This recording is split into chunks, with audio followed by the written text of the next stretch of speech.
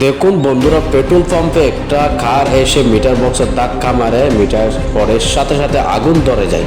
কারটা পালিয়ে গেল, আশেপাশে কোনো লোকজন নেই। বন্ধুরা দেখুন ভিডিওটা শেষ পর্যন্ত। ওই মিটারটা নড়াচড়া করতেছে, পেট্রোল ছড়িয়ে পড়তেছে চারিদিকে। পেট্রোল পড়েছে অনেক, কিন্তু আগুন তেমন ছড়াচ্ছে না, শুধু মিটার জ্বলতেছে। বন্ধুরা দেখুন, একজন লোক ফায়ার এক্সটিংগুইশার নিয়ে এসেছে, মনে হয় সেখানে পাউডার নেই, সে মারতে পারলো না।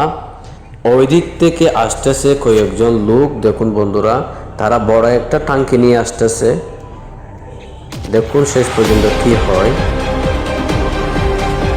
এটা কিন্তু খুবই বিপজ্জনক, কত বড় একটা পেট্রোল পাম্প। দেখুন বন্ধুরা, তারা ইতিমধ্যে পাউডার ছিটাচ্ছে, অনেক স্পিডে মারতেছে, কিন্তু দেখুন আস্তে আস্তে আগুন নিভে যাচ্ছে মনে হচ্ছে। এখন তারা আশেপাশে সব জায়গাতে মারতেছে যেন আগুন ছড়িয়ে না যায়।